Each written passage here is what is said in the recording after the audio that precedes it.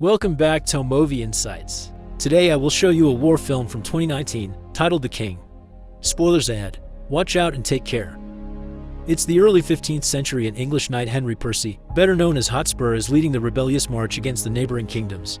After another victorious battle against the Scots, Hotspur asks his king to pay for the ransom Wales asks for his cousin, but the king refuses, thinking it isn't worth the trouble.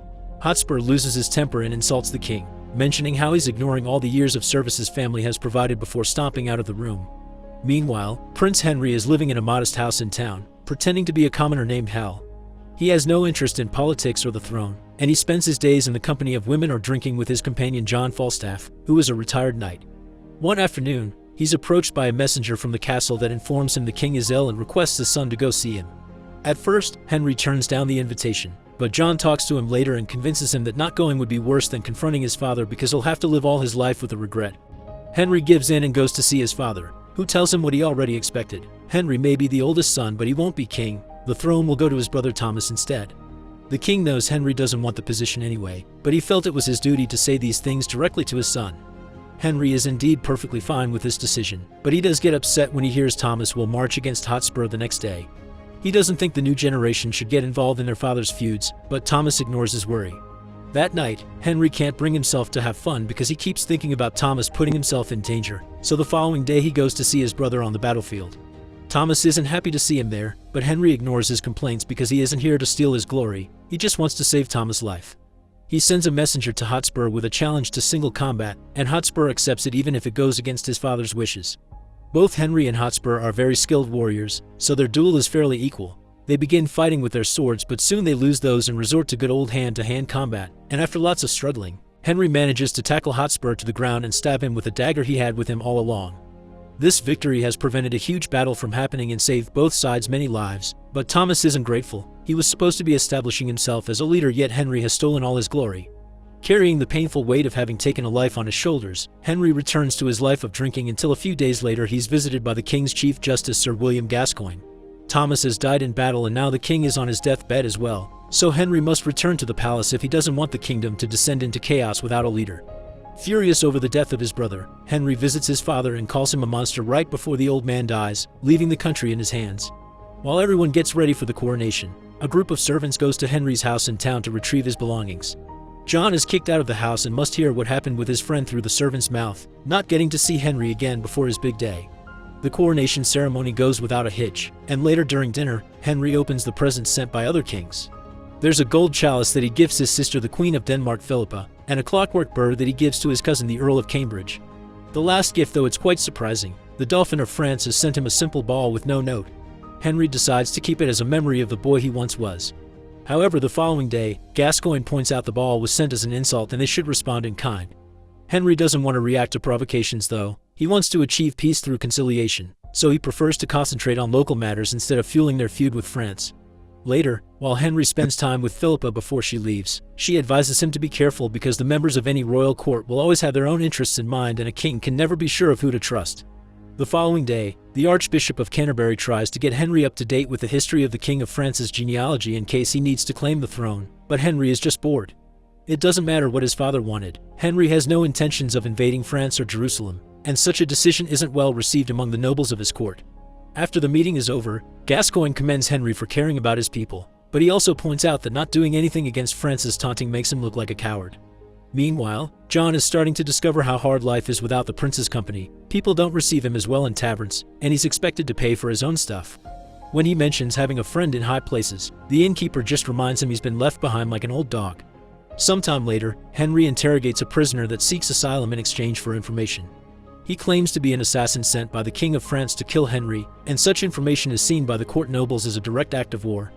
However, Henry still doesn't give in and sends the King of France a letter saying that sending an assassin is a cowardly act, so if he wants war, he should send his army and fight properly. Henry's decision becomes a subject of concern among nobles. The Earl of Cambridge and Lord Grey are approached by French agents that want them to change sides, so the two of them go to talk to Gascoigne to ask for his advice because they're losing faith in their king and the French offer is much more appealing. After promising to do something about it, Gascoigne talks to Henry again, pointing out how letting these issues simmer always ends up badly, and this is Henry's opportunity to unite the land for good. Seeing as he doesn't have much of a choice, Henry accepts to start a war with France, taking the actions of those agents towards his nobles as the third and final strike. He also orders the Earl of Cambridge and Lord Grey to lose their heads, disappointed that someone he called a friend turned out to be in cahoots with the enemy. Needing someone he can trust and depend on, Henry goes to town in search of John, who is upset because he's been ignored all this time. Henry apologizes for not contacting him sooner, but he's obviously been busy, and now he needs his best friend again. He wants John to be the marshal of his chief military strategist, and John accepts under one condition: Henry must pay for his debt at the inn. Sometime later, Henry and his army sail to France. Shortly after arriving, they find an abandoned village and decide to set camp there so they can build catapults to attack Harfleur. Henry wants to win this through a siege so he can avoid sacrificing men so soon, but days continue to pass without any results. The nobles are getting anxious and the archbishop insists on attacking, but Henry refuses, and this time, Gascoigne backs him up because it's important for them to establish a garrison stronghold here for their lines of supply from England. Fortunately, the plan does work and Harfleur surrenders. The leader asks for only one condition: for the women and the children to be freed, and Henry accepts giving them such mercy. Later, they're visited by Louis, the Dauphin of France, who proceeds to describe in disturbing detail what he will do to Henry and his army if they don't surrender now. Henry admits the tale was stirring, but only wishes the Dauphin good night before leaving the tent and asking John to get the army ready to march again. After many miles of traveling, the party sets up camp again and sends 3 young pages to gather wood. Luce finds them and kills 2 of them before sending the third one back with a head in his hands as a message. As a response, Henry orders John to kill all their French prisoners and send their bodies to be put on spikes by the river, but John refuses to obey because neither he nor Henry is the kind of bloodthirsty man. The next day, Henry and his army march again until they make it to the hills, where a blood-curdling surprise awaits them: Louis' army, which outnumbers them by a huge amount. The nobles advise Henry to retreat, but John cuts in, explaining he has a plan. The ground between armies is a flood bowl, and since John's sure it will rain tonight because his knee is aching, the ground will become a muddy bog. The French army is made of mounted men, which equals heavy armor and horses that will get stuck in the bog. Henry can send some men as bait to lure them out, and once they're stuck, the rest of Henry's army can attack on foot and while wearing no armor, so they should be able to move freely and quickly when the French can't. Together with Henry's skillful archers, this speed can prove to be an amazing advantage. The nobles think the plan is incredibly dumb, but Henry trusts John and decides to give him a chance. If it rains during the night, they'll attack in the morning. Fortunately, the prediction comes true and it rains during the night, so as soon as the sun rises, the army gets ready to execute the plan. Henry gets upset when he sees John get ready to lead the bait party, so he decides to pay Louis a visit to ask for a single combat as he had done with Hotspur. Louis turns down the offer, too confident in his bigger army and implying Henry is doing this because he's scared to lose the battle. Angry but still determined, Henry returns to his men and gives an encouraging speech before hiding in the woods while the bait team goes out to fight. Louis falls for the trap and sends half of his army out too, but they immediately get showered with arrows from Henry's archers and fall into the mud bog just as John had predicted. John's group does enough damage to slow down the French, and when Louis sends the rest of his men, Henry and his armor-less army join the battle on foot as planned. All of John's predictions continue to come true and Henry's men easily gain an advantage as the French struggle to fight in the bog. When Louis finally understands he's losing the battle, he comes to Henry seeking a duel, but Henry refuses to fight a prince that keeps slipping on the mud.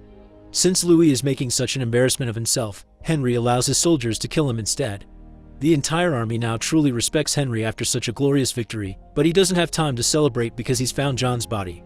Upset and grieving, he orders his men to kill all the prisoners before they regroup. A few days later, the King of France comes to see Henry to offer his surrender under one condition: Henry must marry his daughter, Princess Catherine of Valois. Uniting both royal families would help avoid any future feuds, so Henry accepts.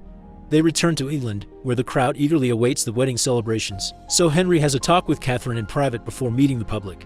Catherine assures him she won't submit to him and he must earn her respect, but she also wonders why Henry attacked France in the first place. Her family never sent any assassin and definitely not a ball. Her father is a good beloved king that never wanted war. Remembering his sister's words and getting suspicious, Henry goes to see Gascoigne to ask him how he found the assassin in the first place. Gascoigne's story is vague and keeps contradicting itself, so when Henry begins questioning how bigger Gascoigne's territory has become after conquering France, the man breaks and admits it had all been his plan. He made up France's acts of aggression, but he doesn't regret it, because this is what Henry wanted. True peace can only be forged through victory, and now the kingdoms have finally been united. Gascoigne gets on his knee to appeal to his king's greatness, but Henry just uses his dagger to kill him in one swift movement. Afterward, Henry reunites with Catherine and makes her promise she'll always be honest with him. Catherine gives him her word as they hear the crowd outside chanting Henry's name.